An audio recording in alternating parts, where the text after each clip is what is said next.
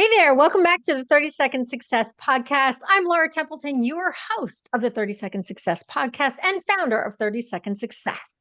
If you've ever wondered how you're supposed to find joy when life feels heavy, uncertain, or completely out of control, this conversation is for you because today we're diving into what it really means to rediscover yourself, not when life gets easier, but in the middle of the moments that challenge you the most. But first, if you've ever wished you had a place to go deeper with this work, to not just hear it, but actually apply it, I want you to personally invite you into the Brand Success Hub. This is where I share deeper trainings, real examples, and give you access to me. So if you can refine your message, strengthen your communications, and start seeing real results in how you connect. You'll also find powerful mini trainings from some of the incredible experts you hear right here on the podcast. It's simple, it's practical, and it's designed to support you exactly where you are. Now, let's get into this. Amanda Solar is the founder of Soulful Living and host of the Soulful Connections podcast. And I am so honored that she is here with me today.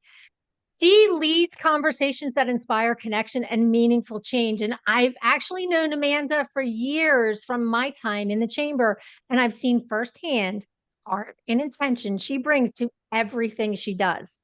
You can read her full bio in the show notes, but first, let's listen to what Amanda has to share with us today.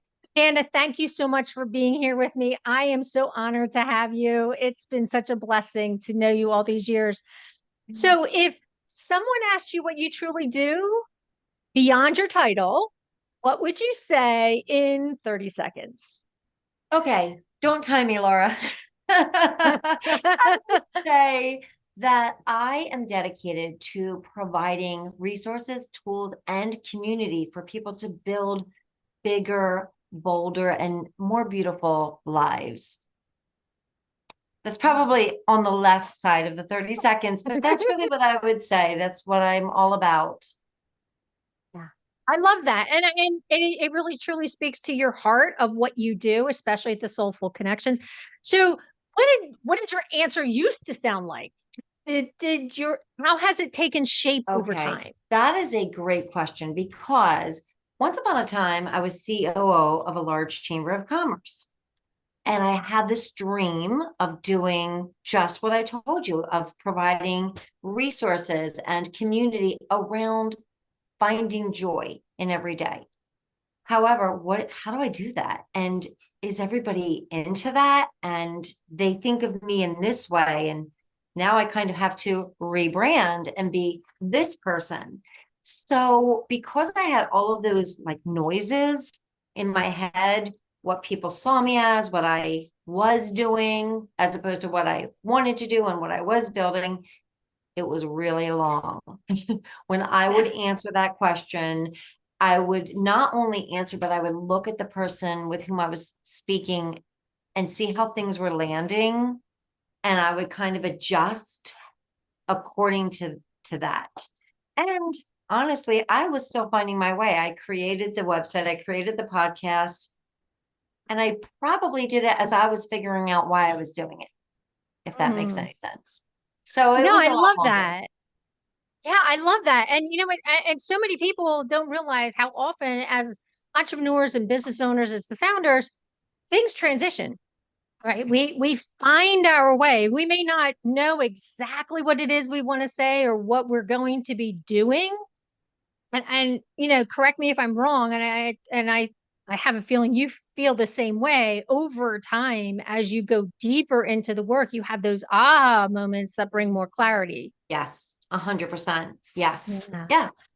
I mean, every single day I have an aha moment. Even when I talk with people on the podcast and they reflect back to me what they hear from my podcast, Soulful Connections, or what they see in a program that I've done with Soulful Living, it informs me about what I'm doing. So sometimes people will say, oh, you're giving us space to live more authentically. And I think, oh, yeah, that's what I'm doing.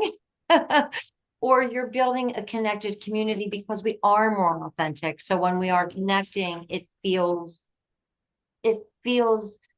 uh maybe more uplifting or affirming because I'm my real self. But because you do branding, your business kind of has to reflect your real self. If it doesn't reflect your real self, you're going to have a tough time with branding.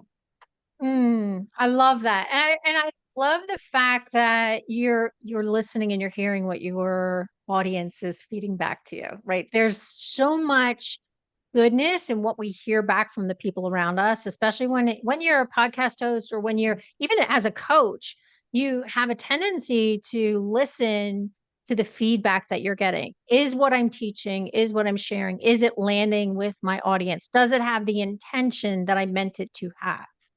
Yeah. And I think that's beautiful. So when did you really realize, and I know this even going back to your chamber days, but when did Yeah. you realize that connections matter more than pitching? You know, I think I came out that way. Honestly, I think, to be honest with you, I always loved connection. I would fit, that was my food, connection. Mm. But what's interesting is that I didn't understand the correlation between connection and business. I just loved it.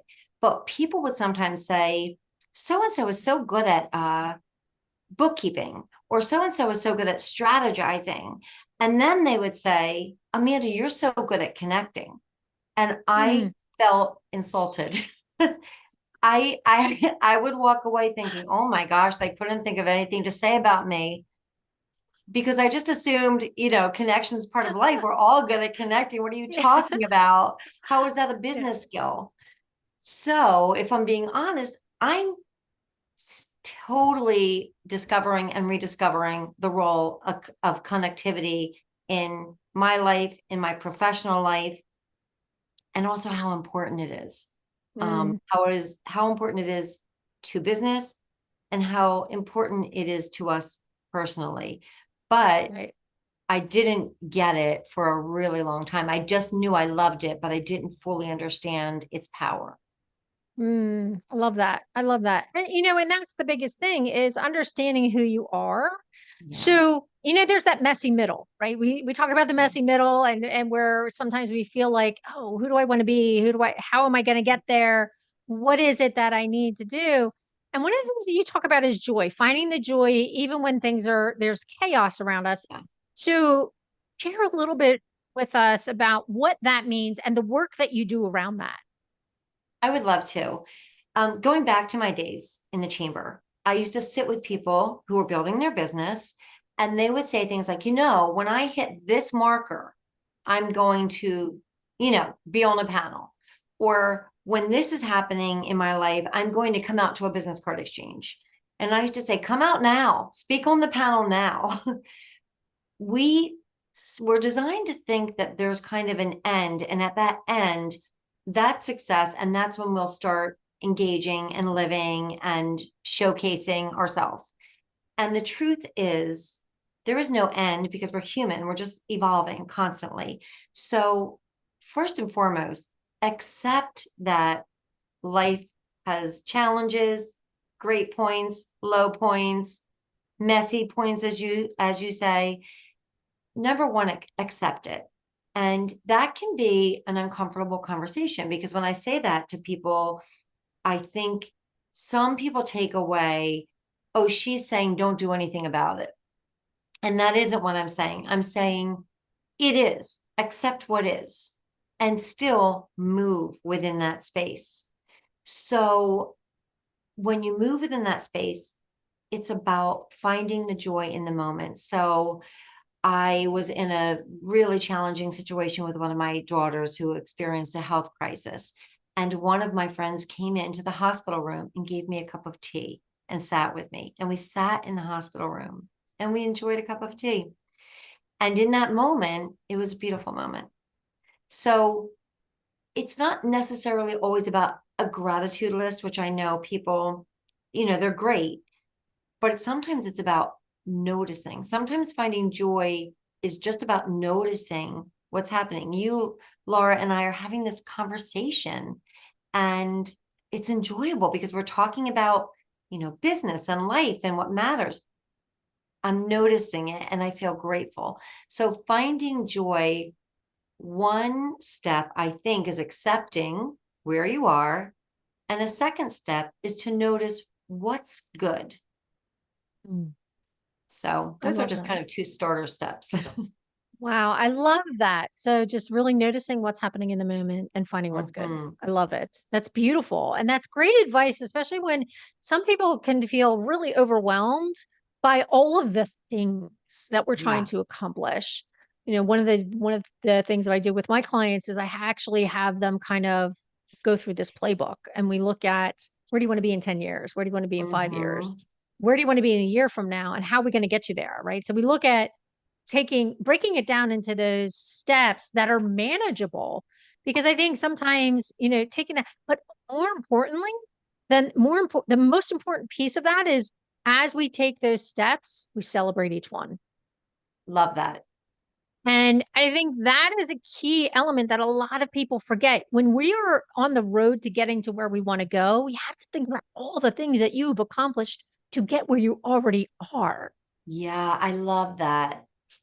That's really important because, I'm very aspirational and I'm all about plans and goals. And I mean, actually, if you want to give me a happy day, give me like markers and books and let me just plan because I love it. But I can sometimes get to a place where if what I'm living doesn't match what I'm wanting, I can feel bad. And that is, I think expectations can kind of be a joy killer. And Mm, so I love what you're talking about. Recognize where you've been, where you are. And as you're making these goals and as you're accomplishing them, try not to live in a state of desire because that can be another key to unhappiness. So it's a weird balance because you want to expect and you want to hope and you want to plan and also you want to address what life is handing you with dignity and joy. And finding that balance can be tricky, but it's quite possible. And it also is a key to just being happier on a regular basis. I love that. I'm actually writing that down. So expectations can be a joy killer, and living in a state of desire can keep you in a state of unhappiness. Yeah. Those are great. Those are really great things. It's a great perspective to really have about how we should be on a day-to-day basis. Yeah. Right. We should Yeah. be, like again, it comes back to celebrating the wins. Yeah. And, I think that's where the journaling comes in, or that's where a lot of people do gratitude journals, but just being able to be in the moment and say, I'm so grateful for what I have right now. Yeah. Yeah. It's so funny because I don't know, I know I shared with you about my husband, retiring, and it's like, okay, this is new and I'm excited about Yes. this. And it's like, but at first I was like, I don't know how I should feel about this. So Yeah. it just we get to redesign what life looks like. We didn't expect to retire for another 5 years, and we could do it Yes. sooner. That's So, cool. but to celebrate it, right? And I think that Yes. sometimes people look like when a change in your life comes, and this is something that I would love for you to speak to, especially from the perspective of those changes that have happened. Tell us about a decision that you had to make that and that really affected how you communicate, how you lead, or how you show up. Those are the things that we really need to take note of. So how do you help people really kind of look internally to be able to identify those changes so that they can move forward with them? I love this question. Um, so first and foremost, I think you kind of have to be looking at yourself, at your life, at what you love, at what you wish to change all the time to a certain degree. Um, just like you said, journal and write your aspirations, write your dreams, write what you love, write what you don't, write what makes you happy. And if you hate writing, record it into your phone or find images that speak to all of those things. I'm a big believer in meditation. I'm a certified meditation instructor. I believe that the great thing about meditation or prayer or any time you are actually sitting with a listening practice, any kind of practice that involves receiving rather than thought, one thought after the other. I think you can get more in touch with yourself, because sometimes our dreams and expectations are other people's dreams and expectations. So when you meditate or when you go into a certain headspace, it's about kind of getting to know yourself. So I think you need to do that because life is going to change. You're going to change it sometimes, but sometimes it's going to change. So I'll give you an example. When the end of 2022, I had been a leader with the Chamber of Commerce for decades. So somebody came into my office, gathered all of us, almost all of us, and said, okay, clear out your office. In 30 minutes, we're letting everybody go. And so that was a shocker. And this is what my day looked like.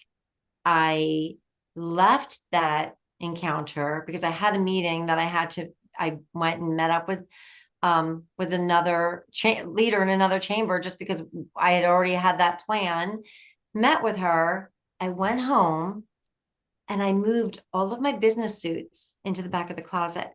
And I don't think I was consciously doing this, by the way, Laura. I just started moving my environment. And when I think about what I was doing, I was rebranding. I knew where I was going. I didn't know exactly where I was going, but I kind of knew, okay, this is what I've been dreaming of, even though I haven't been dreaming of it in this way. It didn't feel as dignified as I would have liked that dream to unfold. I was still dreaming of this next phase. I had been writing about it. I had been thinking about it.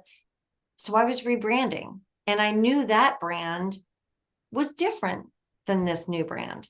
So when I moved those clothes and I kind of replaced them, I was building this new life, and I was building it in the dark. So I didn't exactly know what I was doing. I felt like I was in a dark hallway with a tiny pinprick of light that since that time has become brighter and brighter and brighter, thankfully. So when you talk about change that we all can expect, my encouragement for people is to always sit with what they know about themselves and what they want for themselves. And then to allow, all emotions, all feelings, because as much as we love joy, we have to honor all of our feelings and all of our emotions. And that is another pathway to joy. It's respecting all of those different feelings, not sitting with them for too long or wallowing in a place that doesn't feel healthy, but honoring yourself. So does that make sense? Absolutely. Absolutely. And you know what? I love the fact, I remember having the conversation with you right after this happened, and you were on the verge of launching the podcast. Mm-hmm. And I remember having the conversation. It was really interesting because I think you and I connected through LinkedIn, and it was just a catch up call, how's things going? And then you told me Yeah. about, the bombshell being dropped on you and what you were doing. And you were like, I am so excited. I've been thinking about this forever. I'm so excited. And now I get to do it. And how often do we find ourselves in a situation that we have big dreams and yet we're stuck in a place Yeah. that doesn't feed those dreams? So I love that you said about building in the dark. Yeah. Building in the dark, don't let, if you are in a situation, especially if you are a professional in a workplace environment, in a corporate environment where you need that steady income to support your family, or your personal life, until you can actually build something that will sustain it. That I think, even though we don't let anybody squash those dreams, right? I think Yes. that's one of the biggest things that a lot of people they stop dreaming. We get to a point in our lives where we stop dreaming, and you and I are old enough to know that that does Yes. happen when you are in that corporate environment. Yeah. And that, because it's like, okay, well, I'm kind of stuck here. You're never stuck. right? You know, that there will come a time, there will come an opportunity, just like what's happening with you, just like I just mentioned with my husband, where that, you know, you're kind of forced into it.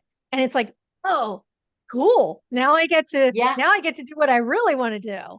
And I love that you took that time to rebrand and you stepped into what you were Yeah. already envisioning for your life. Yeah. Absolutely. I was reading, what is it? Atomic Habits, the book Atomic Habits. Love it. And he said at one point something to the effect of, oh, don't be too attached to your identity. Don't be too married to your identity. He was talking about it as it relates to change, you know, changing your habits. Hmm. But I would suggest that there's a balance between, you know, we get attached. If I had said, no, I'm the CEO of the chamber, that is who I am, I don't know that I would have been able to navigate that scenario effectively or in a way that wasn't as positive and powerful as it was. I think I identified myself in a variety of ways. That was one aspect of who I was. But I think it's kind of like we need to build a brand. And I don't believe in just building a brand of your business. I think you kind of building a personal brand is really helpful because sometimes if you want to change habits, you can say, would this brand do that? Would this brand eat that? Would this brand watch that? You can kind of help yourself that way. And then also don't overly identify with the brand. Allow for flexibility, allow for the evolution, which, you know, if you're a human being living in the world, you are going to change and grow. That's what we're supposed to do. And as you do, you kind of have to be a little snake-like and shed those skins and just keep on growing and moving. So yeah, I have a whole story about snakes, so we won't talk about that here. Oh, I'm interested. Yeah, yeah. Well, I will tell you very quickly. I found several snake sheds, the skins they call them sheds, in my garage when we were moving out of Florida. I'm like, oh no. Wow, interesting. Yes. Well, you were Well, shedding your yeah. skin when you were moving out. Absolutely. Absolutely. Yeah. So, and I think that's the biggest thing is just being able to stay flexible and open to the fact that you're absolutely right. We evolve over time. Like you go through the whole, you know, if I knew what I know now, what would I tell my younger self? Oh, You know, I yeah. love when people ask you that question. I might ask you that one when we get to the end here. Okay. Um, Yeah. so you know that um how has truly understanding your audience changed the way you communicate? Again, that's a really great question, Laura, because I I feel like I've sometimes tempered my communication um because I thought I'm not sure how this is going to land. Like I was telling you at the beginning when I was sharing what I wanted to do, I thought people are going to think I'm crazy. I went from the chamber, I built something, I kind of built my website and everything while I was still there. Because I did have this vision, but I thought, well, soulful living, people aren't going to know what that is, what that means, and is it going to be too out there for people? So I think I was at I was kind of telling people what I wanted to do, but I was tempering it. And I would slip in Mm. some like words that I thought would make it more palatable for people. And what's funny is that my husband, who is a plumber and is just like so pragmatic, we went out to breakfast and he said, listen, just be exactly who you are. You've always been thinking about what makes life full and big. You've always been a spiritual person. You've always been somebody who wants to incorporate acts of service and finding our inner self with business growth and growing and transforming. Be that, just be it. And that was kind of a great little permission slip from somebody who is so funny because he's so pragmatic, but he has been on the front lines because we've been together for 1,000 years. And he could see I was tempering who I was. Mm. just to make it more palatable. So once I kind of gave birth and just said, this is what I do, this is what I'm interested in, this is what I'm into, my people have found me. And what was surprising to me is how many of those people there are, because we are people who, if you're alive, you kind of want to discover the mystery of life and how life can be even deeper and more profound. That's just an exciting part of being human. And if you can align your business with that, how much better, So yeah, my people tend to be people who are at a place in their life where they're ready to be fully authentic, where they really want to feed their soul, feed their spirit, professionally and personally. They want to do what moves them and empowers them. And those are really my people. I love that. I love that. And so, just looking at it from that side of things, like let's flip a coin and say, like really dive into how do you help people feel seen and valued? That is so interesting that you said that, because I had a discussion earlier today and we were talking just about that.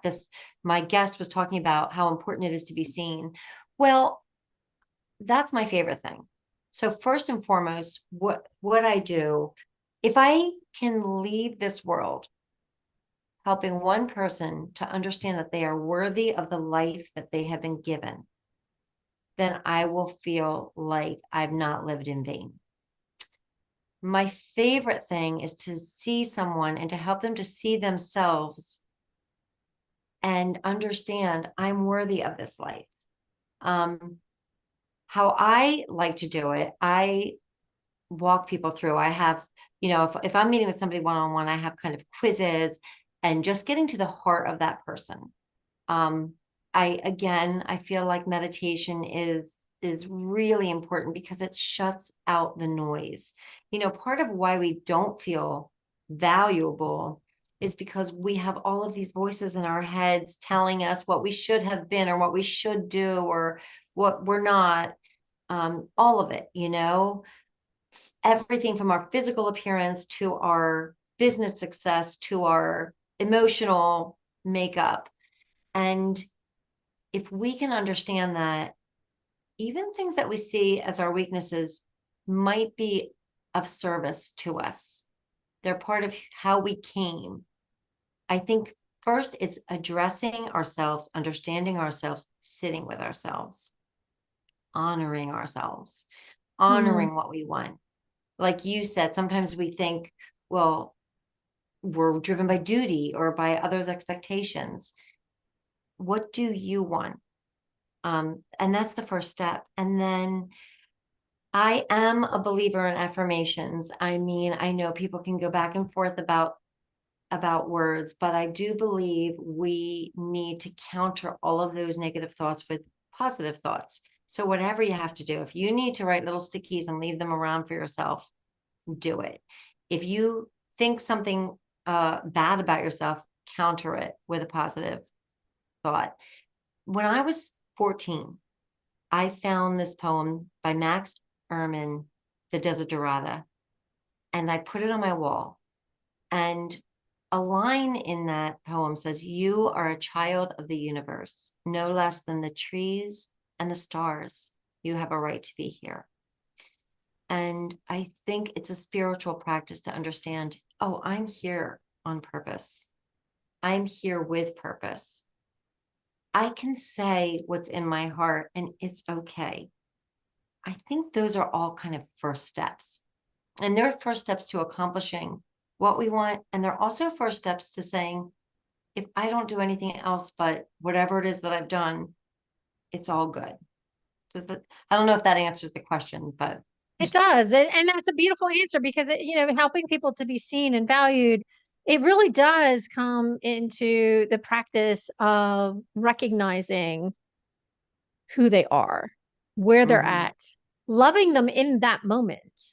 yeah, And I think when you I love that you shared the your verse that you had on the wall, but I'm sorry, you'll have to email that one to me. I'm like, I yeah. don't know that one.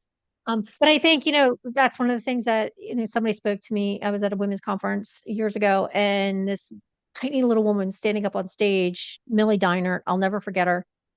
She's passed on since then. She was probably in her 80s when I heard her. Mm. And she literally looked, I swore she was like looking into my soul when she said it. She said she would address the audience as child of God. Like, Mm. you are Yeah. enough. You are called to be here for his purpose, for his reason, not for your own. So each day you need to look at it from what is my purpose in this day? And Yeah. I think that's really powerful, and it really connects to what you were sharing about that poem. And I think helping other people see their purpose is Yeah. magical, right? It is Yes. magical when you can help somebody really pull back the layers, pull back the curtain, really see themselves and settle into the fact that you are here listening to them with intention and giving them a space to be heard. It makes a world of difference. Yeah. And that Yep. sometimes that's all people need, right? To be seen and feel valued. And I think that's, that whole side of listening and helping them to really sink into what the meaning is behind your connection with them. So it comes back to connection, right? Yep. Love it. Ah, I love this conversation. So if this conversation is helping you think differently about your message and how you show up, be sure to like, follow, or subscribe so you don't miss future episodes. So if you had 30 seconds to encourage someone who feels unsure about their message, what would you tell them to do? I had 30 seconds to tell someone who is unsure about their, I'm going to be so redundant. I would tell them to find 30 seconds or a minute every day and meditate. That is really Mm. what I would do, because you cannot communicate what you do not know. Mm. So you know what? Oh, why don't you go ahead and tell us a little bit about the meditation bundle that we're going to be sharing in the show notes, so that people know what to expect from that, and how you can help them with that meditation if they don't already have a meditation practice. Absolutely. And if you don't have a meditation practice, you can actually go onto my website and find free resources. Meditation can be silent, it can be guided, it can be with music, it can be with sounds. I have created a bundle, and it is really about purpose. And it's for people that don't know really how to start with meditation. So you it's $27, and you download the meditations, and there are 4 of them, and you you can pick one a week, you can pick one a month, you can do different ones every day, you can do it however you want, but essentially they're guided meditations to help you A, honor yourself, and B, honor your calling.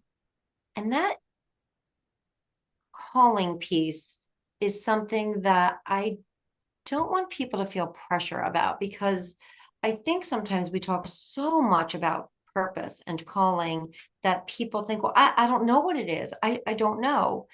And you don't have to know. Sometimes with meditation, you can say, what is my purpose? And you can be silent, and you can just let what rises rise. It might rise within a meditation. It might rise a month later. It's all good. Follow your desires. Follow what you want. And usually, if that's really a connected desire, it leads you to purpose. But that meditation bundle is really for people that need a little help in meditating. I just believe it's a key to knowing ourselves. And when we know ourselves, we're able to, the rest follows, you know. I can't really promote what I don't understand. And going back to when I was with the chamber, I can remember I also was the editor of a magazine, so I would do interviews. And I remember asking, like, I would ask an accountant, what is special about your business? And they would say personalized service. Like, it was the same 3 things for every business. If you are connected with yourself and your soul, it translates into business. it translates into every part of your life. Beautiful. I love it. You're absolutely right. If you are connected internally as well as externally with the Yeah. people around you, it really Yes. does it translates well into everything that you do, everything that you touch. Yeah. It makes it actually brings more joy into every moment of your day. So thank you Yeah. for sharing that with us. So, I just to wrap it up, based on today's conversation, what's one practical teaching you could expand on in the short training inside the Brand Success Hub? So I won't talk about meditation again because I will just people will be sick of me. Um, what I would say is something that I did even when I was with the chamber, which helped me to build Soulful Living. And that is I took every day of the week and I assigned something to that day. So for me, this is what I did. Sundays, I called it Soulful Sunday. Now, Soulful Sunday can be somebody going to church. It can be somebody taking a walk in nature. It can be somebody connecting with a recipe that they want to build, but it's something that feeds your soul and that centers you for the week to come. Monday, I called it Move That Mountain Monday. So Monday, I said, like, what's your big thing? The thing that's stressing you out or the thing you know you have to do or you want to do, but you just, you've been stuck. For me, at times, it was, I have to build a website. Mm, Do something to build that website. If there's, something you have to complete to get things going, do it. Do that hard thing. Monday's your hard mm, thing. And then Tuesday, I called it Truth Telling Tuesday. Tuesday meant, what do you really want? And can you share it with someone? Tell someone what you want. There's something about us sharing our goals or our dreams or where we're stuck with somebody else that is brave and it's also powerful. Wednesday, I called it Walk with Your Wishes Wednesday, and I would write down, what do I want? Am I on track? Do I still want this? We change. So I would write it down. Thursday, thank someone. Thankful Thursday. Write them a note. Call them up. Do something thankful. Appreciate what you've done. Appreciate what somebody else has done. Here's a biggie, and this is business, whether it sounds it or not, Laura. Forgiveness Friday. mm, I am a believer that if you are very resentful or angry, it's like having a big boulder in your way. It's very hard to achieve while you're carrying that boulder. So just, if you meditate, take that meditation practice. If you're a prayerful person, take that prayer, whatever it is, work toward. You don't have to do it. You don't have to succeed. Just try to forgive. And then Saturday is all about self-renewal. You talked about, what would you say to that child you were? Look at a picture of yourself. What does the child within you want? What is she calling you to do? So I don't know if that's exactly what you're looking for, but I will tell you that those things help me build, and I still do them. good. I love it. I love it. I love it. Yeah. So if you are willing to share that in the Brand Success Hub, I know our audience would love to dive into that with you. So I'll get you the link for that. Great. So where can people connect with you? What's the easiest way for them to connect with you? I think the easiest way is to either go onto my website, soulfulliving.com, and it's SOLFULIVING. So my last name is Solar. But you can email Amanda@soulfulliving.com. You can connect with me on LinkedIn. Soulful Living, SOLFULIVING, is in Instagram. It's on Facebook. It's on LinkedIn. All the things. I think it's even on TikTok, but I might not see you there because I'm really bad at it. So yeah. So you're just like me. You're branded everywhere with Soulful Living. I'm branded everywhere for 30-second success. I Mhm. love that because, it speaks to my soul. It speaks to, what I teach, and it speaks to how dedicated you are to your business. And I love that about you, and to your audience especially, because I know that that we all gain, because I'm one of your audience members, that we all gain so much beautiful perspective from the different people who share their stories and their insights that they share. And you've got so many amazing people on your podcast. I'm always blessed whenever I tune in. And one of my favorite podcast episodes was with Tracy Davidson. So, there's that. Well, I've Laura, you said something that made me think of Tracy, because you said something like, I get to do whatever it is. And I thought of her because she always says that. Instead of saying I have to do, replace it with I get to do. And I thought, oh, there's that synergy between Laura and Tracy. yeah. Yes, it's so fun. And I love that about you, and I love your personality and how you really embody what you want for other people to enjoy. And I Thank see you. that. I So see that thank you in for you too. So thank thank you. you. Thank you. Thank you for sharing your soul with us. I appreciate that. I'm happy So, to. yeah. So is what, before we go, and I know we're way over time, but I don't care.